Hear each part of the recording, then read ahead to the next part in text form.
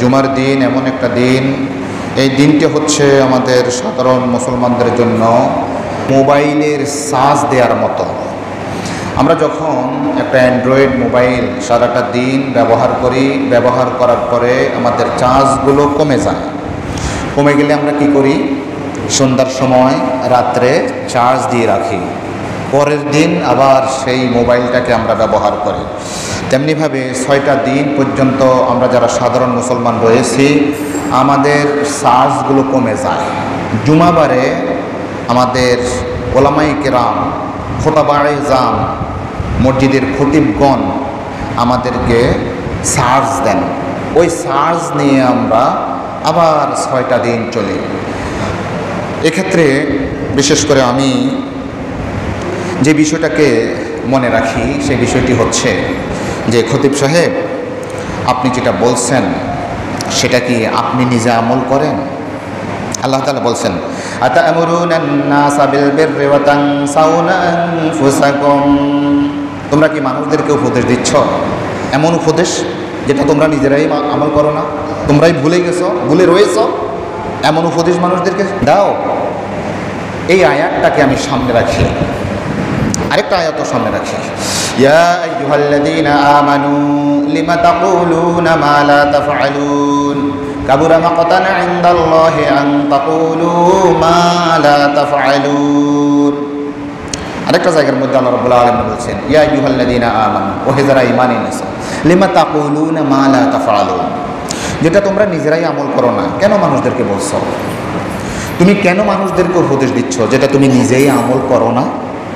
কাবুরা মাকতান ইনদাল্লাহি আন তাকুলু মা লা তাফআলুন, তোমরা বলো যেটা বলো অথচ নিজেরা আমল করো না, এটা আল্লাহ তাআলা কত শান্ত শিষ্ট সবরকারী, কিন্তু আল্লাহ তাআলার গোসা উঠে যায়, বড় গোসা উঠে যায় যে তোমরা যেটা বলো সেটা আমল করো না।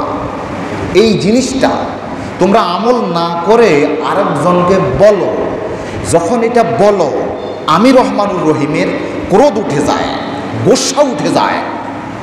কাদের উদ্দেশ্য করে বলতেছেন? খতিব সাহেবদেরকে উদ্দেশ্য করে বলছেন, ওয়াইজ সাহেবদেরকে উদ্দেশ্য করে বলছেন। এটা কিন্তু আমাদের জন্য ডেয়ারিং সতর্কবাণী। তো দুটো আয়াতকে আমি সবসময় সামনে রাখি, রাখার পরে চিন্তা করি আসলে কি আমি যেই কথাগুলো আমার সম্মানিত মুসল্লিন কেরামকে বলতেছি এটা আমার নিজের মধ্যে আমল আছে কি না। সবসময় সেইটা আমল করা সম্ভব হয় না, তবে আল্লাহ তাআলার কাছে আশ্রয় চাই, আল্লাহ তাআলার কাছে কি ক্ষমতা চাই, ইস্তেতাআত চাই, তৌফিক চাই, যেটা বলি সেটা যেন আমল করতে পারি। আল্লাহ তাআলা আমাদের যিনি বলেন, যিনি শুনেন, উভয়কে আমল করার চেষ্টা করার তৌফিক দান করুন। আমরা বলি আমিন। সম্মানিত আমার দিনী ভাইয়েরা, স্বল্প সময়, অল্প সময় জুমার দিনে না, বেশি লম্বা আলোচনা করা যায় না, তারপরও মাঝে মাঝে বেশি হয়ে যায়, ঠিক না? তো অল্প সময়ের মধ্যে সবগুলো কথা একই সময়ে একটা বিষয় নিয়ে আলোচনা করা আসলে সম্ভব হয় না। আমরা গত জুমায় কোন বিষয় নিয়ে আলোচনা করেছিলাম? বলেছিলাম আমাদেরকে উদ্দেশ্য করে অত্যন্ত মমতার স্বরে, অত্যন্ত একেবারে দয়ার স্বরে বলতেছেন, ইয়া আইয়ুহাল্লাযীনা আমানু লা তুলহিকুম আমওয়ালুকুম ওয়ালা আওলাদুকুম আন যিকরিল্লাহ। মনে আছে সেই আয়াতটা? আজকেও আমি আপনাদের খেদমতে আলোচনা করছি। আল্লাহ তাআলা বলছেন, ওহে যারা ঈমান এনেছো, তোমাদের ধন সম্পদ এবং সন্তান সন্ততি আমার জিকির থেকে যেন তোমাদেরকে গাফেল না করে, অমনোযোগী করে না দেয়। সেই প্রসঙ্গে আমি সম্পদ নিয়ে কয়েকটি কথা বলেছিলাম, ঠিক না? আজকে আমি বলবো, আল্লাহ তাআলা যেহেতু সন্তানের কথাও বলেছেন, আল্লাহ তাআলা স্মরণ থেকে যে সকল বিষয় কি অমনোযোগী করে দেয়, একটা বিষয় হচ্ছে সন্তান সন্ততি। অন্য ভাষায় আমরা যদি বলি, সন্তান সন্ততি মানেই আমার কর্মী বাহিনী, সন্তান সন্ততি মানে আমার আন্ডারে যারা রয়েছে তারা আল্লাহ স্মরণ থেকে গাফেল করে দেয়। তো সন্তান সন্ততি নিয়ে আজকে আলোচনা করব। সন্তান সন্ততি এমন একটা জিনিস, হ্যাঁ, সন্তানের কারণে একজন মানুষ হারামের দিকে চলে যায়। সন্তানের জীবনটা কিভাবে ভালো চলবে, হ্যাঁ, কিভাবে একটা বিল্ডিং তৈরি করে দেওয়া যায়, কিভাবে একটা চাকরি জোগাড় করে দেওয়া যায়, কীভাবে আমার এই সন্তানটা আমার অবর্তমানে আমি যখন থাকবো না তখনও আমার এই সন্তান সন্ততিরা কীভাবে সুখে স্বাচ্ছন্দ্যে থাকতে পারে, এই জাতীয় একটা চিন্তা ফিকির প্রত্যেকটা মা বাবার দেমাগের মধ্যে থাকে। তো এই কাজটা করতে গিয়ে অনেক সময় হারামের দিকে চলে যায়। তো হারামের দিকে যখন চলে যায় তখন আল্লাহ স্মরণ থেকে গাফেল হয়ে যায়। এই সন্তান সন্ততিকে এই জন্য আল্লাহ রাব্বুল আলামিন বিশেষভাবে বলেছেন, খবরদার আমার বান্দারা, তোমাদের সন্তানরা যেন আমাকে ভুলার কারণ না হয়ে যায়। সন্তানকে পেয়ে, সন্তান তোমার কাছে আমানত, হ্যাঁ, এই আমানতটা তুমি তোমার আমানতের প্রাপকের নিকট যথাযথভাবে তুমি সমর্পণ করো। এই সন্তান সন্ততি আপনার আমার জন্য এটা নাজাতের জরিয়া হবে, এটা সদকায়ে জারিয়া হবে। এটা আমি বলি নাই, আল্লাহ রাসূল আলাইহিস সালাতু ওয়াস সালাম বলেছেন যে 3টা জিনিস হচ্ছে মানুষ মারা গেলেও তার কবরের মধ্যে কি যায়? সদকায়ে জারিয়া যায়। সদকায়ে আমলনামা চলতেই থাকে, নেক আমল যেতেই থাকে। তো একটা হচ্ছে আওয়ালাদুন সালিহুন ইয়াদউ লাহু, সে যদি দুনিয়ার মধ্যে একটা সৎ সন্তান রেখে যায়, তখন ওই সন্তান যখন বলে আল্লাহুম্মা গফির লি আবি, আল্লাহ আপনি আমার আব্বাকে মাফ করে দেন, সঙ্গে সঙ্গে আল্লাহ রাব্বুল আলামিন তাকে মাফ করে দেন। বলুন না সুবহানাল্লাহ। আমরা হাদিস শরীফের মধ্যে একটা হাদিস এমন দেখি যে ইন্নাল্লাহ আযজা ওয়া জাল্লা লা ইয়ারফাউ আদ-দারজাতা লিল আবদি আস-সালিহি ফিল জান্নাতি ফায়াকুলু ইয়া রাব্বি আন্না লি হাদিহি ফায়াকুলু বিইস্তিগফারি ওয়ালাদাকা লাকা আও কামা ক্বালা আলাইহিস সালাতু ওয়াস সালাম। আল্লাহ রাসূল আলাইহিস সালাতু ওয়াস সালাম বলেন যে একজন ব্যক্তি, জান্নাতি ব্যক্তি, জান্নাতে যেই তালার মধ্যে থাকবে, যেই পজিশনের মধ্যে থাকবে, তার পজিশন আরও বেড়ে যাবে।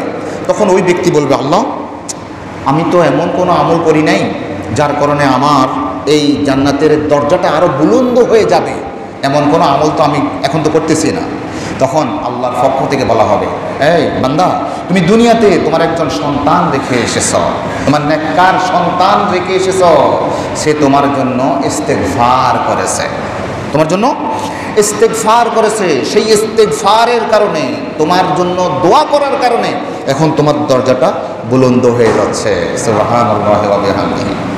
আল্লাহ তাআলা বলেছেন যে সন্তান সন্ততি এগুলো হচ্ছে একটা ফিতনা, পরীক্ষার বস্তু।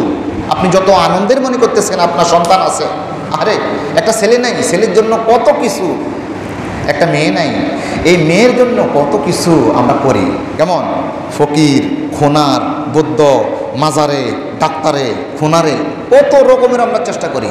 হ্যাঁ, এটা হচ্ছে দুনিয়ার সৌন্দর্য। আমি গত জুমায় বলেছিলাম দুনিয়ার সৌন্দর্য, কিন্তু আল্লাহ তাআলা বলেছেন এই সম্পদগুলো, এই সন্তান সন্ততিগুলো একটা ফিতনা, পরীক্ষার বস্তু, আপনার জন্য আমার জন্য পরীক্ষার বস্তু।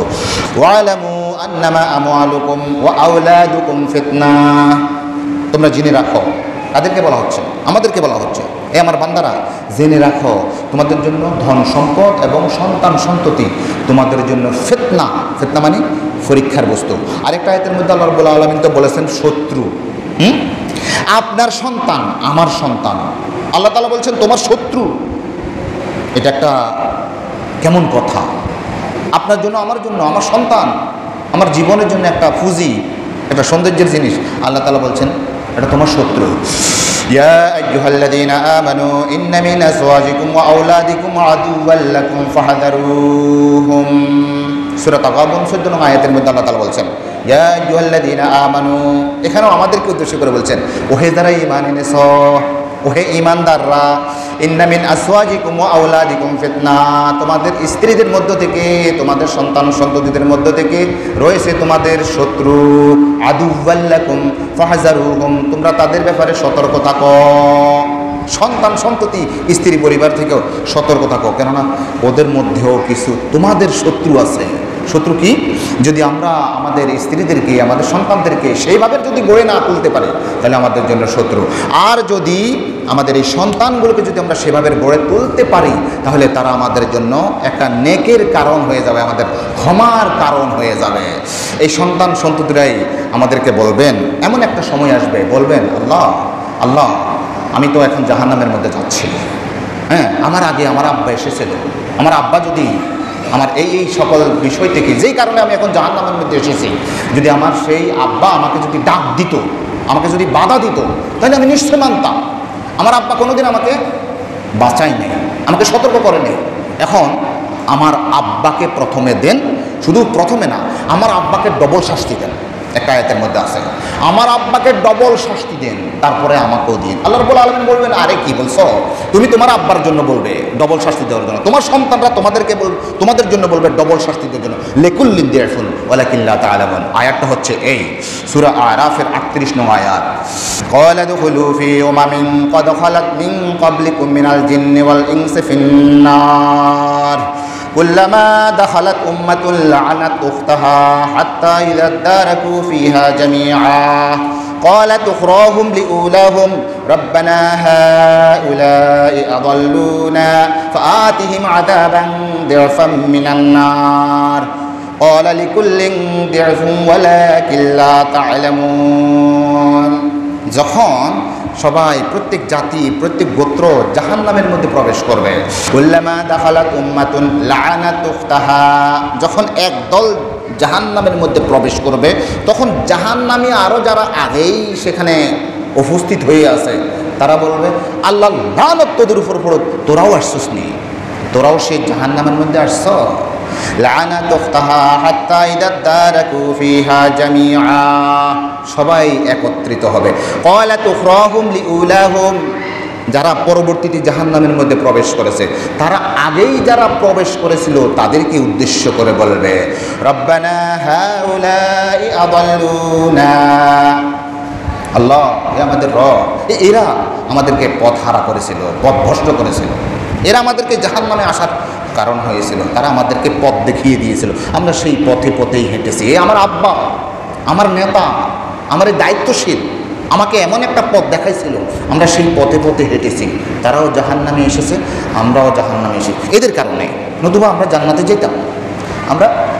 যেতাম, এদের কারণে, আমার আব্বার কারণে, আমার আম্মার কারণে। আমার আম্মা কোনোদিন আমাকে ডাক দেয় নাই, আমি অনেক রাত করে বাড়িতে আসতাম, আমার আব্বা কখনো বলে নাই, এই তুই এত রাত কী করছস দোকানে, তোরা এত কাজ কি, কোনোদিন বলে নাই।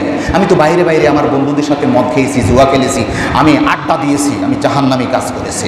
আমার আব্বা যদি আমাকে প্রথম দিনে বলতো, এই তুই এত রাত কেন এসেছিস, তাহলে আমি আর কোনোদিন আমি এই গুনাহের মধ্যে লিপ্ত হতাম না। আল্লাহ ফাতিহিম আযাবান দিরাফাম মিনান নার, তাদেরকে আপনি ডবল শাস্তি দিন। আল্লাহ তাআলা বলবেন, লিকুল্লিন দিরাফুন ওয়ালাকিন লা তা'লামুন, তোমাদের উভয়ের জন্য, তোমাদের আব্বাদের জন্য যেমন ডবল, তোমাদের জন্য ডবল হবে, তোমাদের সন্তানরা তোমাদের বিরুদ্ধে বলবে। আরেকটা আয়াতের মধ্যে আল্লাহ রাব্বুল আলামিন বলছেন যে রব্বানা আতিহিম দিরাফাইনি মিনাল আযাবি ওয়া লাআনহুম লা'নান কাবীরা, এই সন্তানরা বলবে, যারা কর্মী বাহিনী আছে এরা বলবে তাদের নেতাদের উদ্দেশ্য করে, তাদের দায়িত্বশীলদের উদ্দেশ্য করে, তাদের মা বাবাদেরকে উদ্দেশ্য করে, রব্বানা আতিহিম দিরাফাইনি মিনাল আযাব ওয়া লা'আনহুম লা'নান কাবীরা, হে আমাদের রব আপনি তাদেরকে ডবল শাস্তি দিন, ওয়া লা'আনহুম লা'নান কাবীরা, তাদেরকে আপনি বড় লানত, আপনার গোসা, আপনার লানত তাদের উপর বর্ষণ করুন। আরেকটা আয়াতের মধ্যে বলছেন, ওয়াকালাল্লাযীনা কাফারু রব্বানা আরিনাল্লাযীনা আযাল্লানা মিনাল জিন্নি ওয়াল ইনস নাজআলহুমা তাহতা আকদামিনা লিয়াকুনা মিনাল আসফালিন। সেদিন সন্তানরা বলবে, আল্লাহ এ আমাদের আব্বা, আমাদের আম্মা কোনোদিন আমাদেরকে সৎ পথে থাকার জন্য বলে নাই, আমাদেরকে হেদায়েতের উপর রাখে নাই, চালায় নাই, আজকে এই কঠিন বিপদের দিনে আমি তো জাহান্নামে যাব, আমার আব্বা আম্মাকে দেখাই দেন, আমার নেতাদেরকে দেখাই দেন, তাদের বরদানির উপর, মাথার উপর পা রেখে তারাও জাহান্নামে থাকবে, আমরাও জাহান্নামের মধ্যে নিক্ষিপ্ত হব। আমি সংক্ষিপ্ত পরিসরে যে কথাগুলো বলেছি, যে এই কথাগুলোর মধ্যে আমরা জানতে পারছি যে সন্তানরা আমাদের বিরুদ্ধে চলে যাবে, আমাদের জন্য ফিতনা, আর অপরদিকে তাদেরকে যদি আমরা সেভাবে গঠন করে নিতে পারি, তারা আমাদের জন্য ক্ষমার কারণ হয়ে যাবে, আমাদের মর্যাদা বৃদ্ধির কারণ হয়ে যাবে, আমাদের সদকায়ে জারিয়ার কারণ হয়ে যাবে। আমি আশরাফ আলী থানভী রহমতুল্লাহ এর মাওয়াইজ আশরাফিয়া একটা কিতাব আছে, সেই কিতাব থেকে একটা কাহিনী বলতেছি। এক বিশিষ্ট বুজুর্গ লোক ছিল, ভালো লোক ছিল, বুজুর্গ লোক, তিনি বিবাহ করতেন না, ওনার সাথী যারা আছে অনেক বলে যে হুজুর আপনি বিবাহ করেন না কেন, তো উনি মনে করতেন যে বিয়ে শাদীর মধ্যে লিপ্ত হয়ে আল্লাহ স্মরণ থেকে একটু গাফেল হয়ে যেতে হয়। তো উনি ইমাম শাফি রহমতুল্লাহ যেমন বলেছিলেন, ইমাম শাফি রহমতুল্লাহ এমন চিন্তাধারা পোষণ করতেন যে বিয়ে শাদী না করে ইবাদত বন্দিগিতে কাটিয়ে দেয়া, এটা বিয়ে শাদী করা চাইতে উত্তম। কিন্তু আমাদের মাযহাব ইমাম আবু হানিফা রহমতুল্লাহ বলেছেন, না, সকল নবীদের সুন্নত হচ্ছে বিবাহ করে, দুই একজন বিবাহ করে না সেটা ভিন্ন কথা, কিন্তু বিশেষ করে সাইয়্যিদুল মুরসালিন আমাদের নবী মুহাম্মদুর রাসূলুল্লাহ সাল্লাল্লাহু আলাইহি ওয়াসাল্লাম বিবাহ করেছেন। তাহলে সুন্নাত যদি উনি মনে করতেন যে বিয়ে শাদী না করেই ইবাদত বন্দেগীতে কাটিয়ে দেয়া এটা যদি উত্তম হতো, তাহলে উনি বিবাহ করতেন না। যেহেতু উনি বিবাহ করেছেন, সুতরাং বিয়ে করাটাই উত্তম। তো ওই বুজুর্গ ইমাম শাফি রহমতুল্লাহ আলাইহির মাযহাব ধরেছেন যে বিয়ে না করে ইবাদত বন্দেগীতে কাটিয়ে দেব। তো তিনাকে যতই ওনার শাগরিদরা মুরিদরা বলতো হুজুর বিবাহ একটা করেন, এটা উপকার হবে, ভালো হবে, উনি বলতেন না আমি এই ঝামেলার মধ্যে এখন লিপ্ত হব না। তো তিনি একদিন ঘুম গেলেন, ঘুম যাওয়ার পর ঘুম থেকে আচানক উঠে গেলেন, এই তোমরা কে কোথায় আসো, আমি বিবাহ করব, আমি বিবাহ করব। আমার কিরে হুজুর এতদিন বিবাহ করবে না, এখন ঘুম থেকে উঠার পরেই তিনি বলতেছেন বিবাহ করবেন।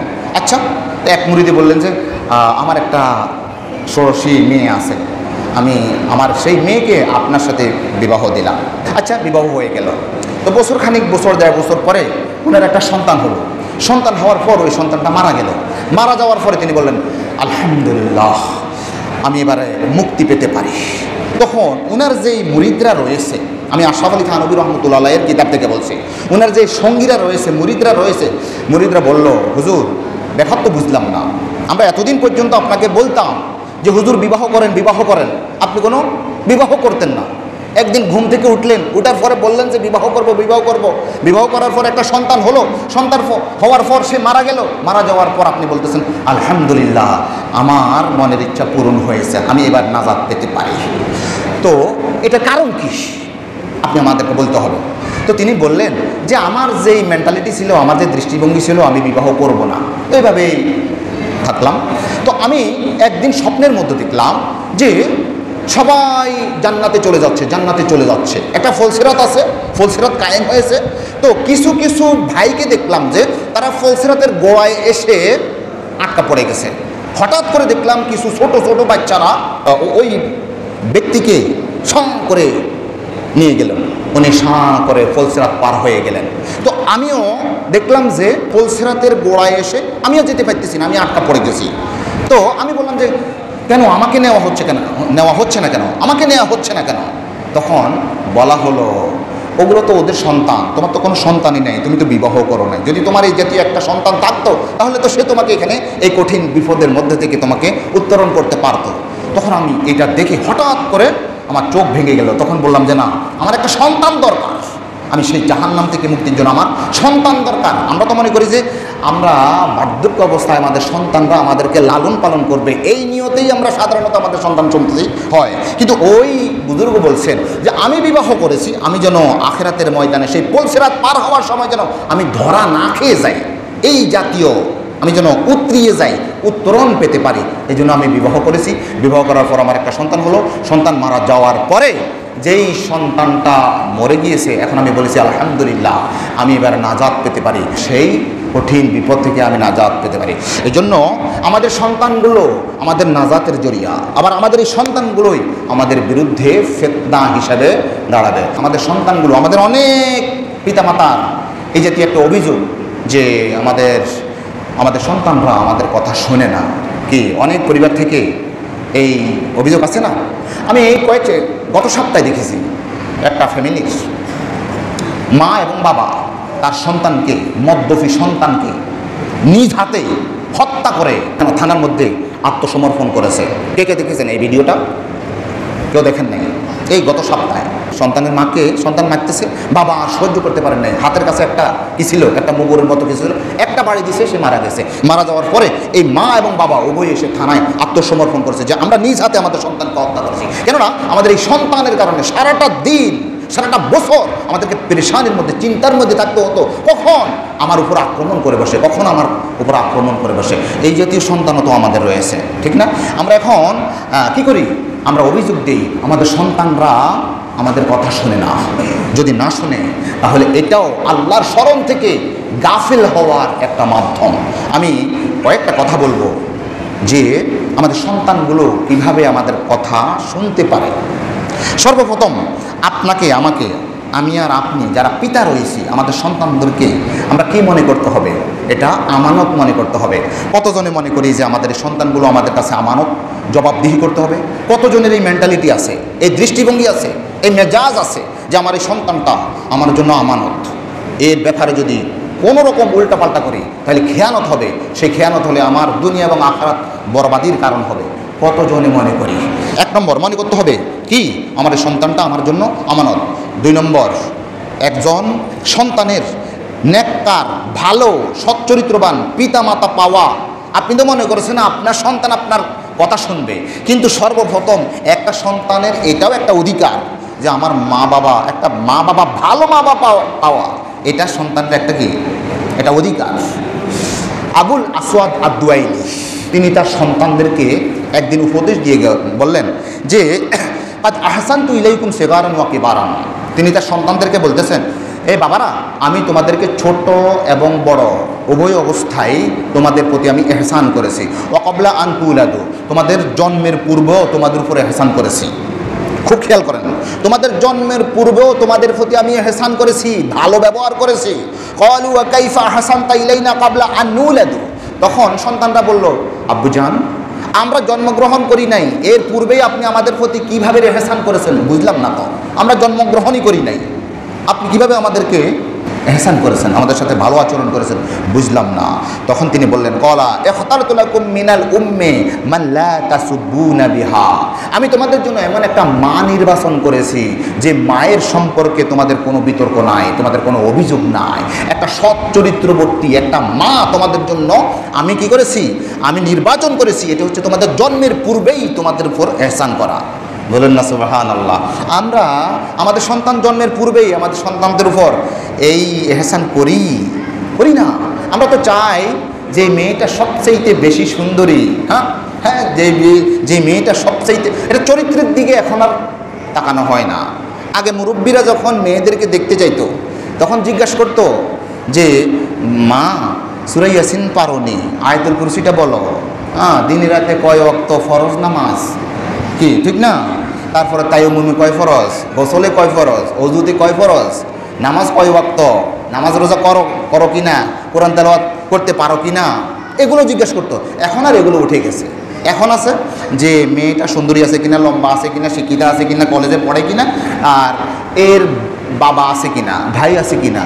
বাবা না থাকলে অন্তত ভাই বিদেশি থাকতে হবে। আমি এমন অনেক ছাত্রকে, আমার নিজের ছাত্রদেরকে বিবাহ করাইতে চেয়েছিলাম যাদের কোনো ভাই নাই, এমন কন্যাদেরকে, এমন মেয়েদেরকে বিবাহ করাইতে চেয়েছিলাম, বিয়ের সম্পর্ক করাইতে চেয়েছিলাম। কিন্তু ছেলে বলে, হুজুর এ তো আব্বা নাই, আবার ভাইও নাই। মানে সে মনে করতেছে যে আমার যে কিছু টাকা পয়সা আসবে, যৌতুক আসবে, আমার বিভিন্ন উপকারে আসবে, সেটা নাই, সে এটা মনে করেছে, তাই না?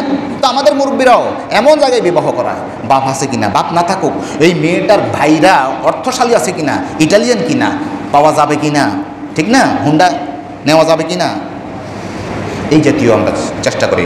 অথচ আল্লাহ তাআলা বলছেন, ওয়ালা তানকিহুল মুশরিকাতি হাত্তা ইউমিন্না ওয়ালা আমাতুম মুমিনাতুন খায়রুম মিন মুশরিকাতিন ওয়ালাউ আ'জাবাতকুম ওয়ালা তুনকিহুল মুশরিকিনা হাত্তা ইউমিনু ওয়ালা আবদুম মুমিনুন খায়রুম মিন মুশরিকিন ওয়ালাউ আ'জাবাকুম উলাইকা ইয়াদউনা ইলান নার ওয়াল্লাহু ইয়াদউ ইলাল জান্নাতি ওয়াল মাগফিরাতি বিইযনিহি। আল্লাহ তাআলা আমাদেরকে উদ্দেশ্য করে বলছেন, ওয়ালা তানকিহুল মুশরিকাত, তোমরা দুশ্চরিত্রা, যাদের চরিত্র নাই, এই জাতীয় নারীদেরকে বিবাহ করবে না। হাত্তা ইউমিন্না, যতক্ষণ না তারা চরিত্রবান হয়, ঈমানদার হয়, মুমিনা হয়, সৎ চরিত্রবর্তী হয়। এই শুধুমাত্র ডাং ডাং ডাং ডাং করে মানুষদেরকে তার চেহারা দেখায়, খবরদার, এদেরকে বিবাহ করবে না। আল্লাহ তাআলা বলছেন, ওয়ালা আমাতুম মুমিনাতুন খায়রুম মিন মুশরিকাতিন ওয়ালাউ আ'জাবাতকুম, একটা দাসীর মেয়েকে বিবাহ করবে, একটা দাসী মেয়েকে, একবার বংশ নাই, এই জাতীয় একটা মেয়েকে বিবাহ করবে। সে যদি কি হয়, সে যদি চরিত্রবান হয়, সে যদি মুমিনা হয়, তোমাদেরকে যদি ওই সুন্দরী নারী যদি আকৃষ্ট করে, তারপরও তোমরা এই একটা সাধারণ দাসীকে বিবাহ করবে, এটা তোমাদের জন্য কল্যাণকর, তোমাদের জন্য ভালো। ওয়ালা তুনকিহুল মুশরিকিন, এবার নারীদেরকে বলছেন, খবরদার তোমরা ওই মুশরিক, যেই ছেলের চরিত্র নাই, এই জাতীয় ছেলেদেরকে তোমরা বিবাহ করবে না। হাত্তা ইউমিনু, যতক্ষণ না তারা চরিত্রবান হয়, নামাজি হয়, রোজাদার হয়, এমন ছেলেকে বিবাহ করবে না যারা অসৎ চরিত্র। ওয়ালা আব্দুম মুমিনুন খায়রুম মিন মুশরিকিন ওয়ালাউ আজাবাকুম। তোমাদের একেবারে দিনে আনি দিনে খায় একটা রিক্সাজীবী, একটা কুলি, একটা মজুর, সেই ঈমান রাখে, সে নামাজ পড়ে, রোজা রাখে, এই যে একবারে সাধারণ একটা দরিদ্র ফ্যামিলির একটা ছেলে, কালো হোক, কুৎসিত হোক, তবে সে ঈমানদার। ওই আরেকজন ইটালি থাকে, হ্যাঁ, জাপানে থাকে, ইউরোপে থাকে, সুন্দর চরিত্রহীন, খবরদার ওদেরকে ওরা যদি তোমাদেরকে আকৃষ্ট করে, মুগ্ধ করে ফেলে, ওরে বাবারে টাকা পয়সা আছে, টল ফিগার, স্বাস্থ্য, বডি সব কিছু আছে, শুধু ঈমান নাই, চরিত্র নাই, খবরদার ওদেরকে বিবাহ করবে না। নারীদেরকে উদ্দেশ্য করে আল্লাহ তাআলা আমাদেরকে নির্দেশনা দিচ্ছেন। এটার কারণ কি?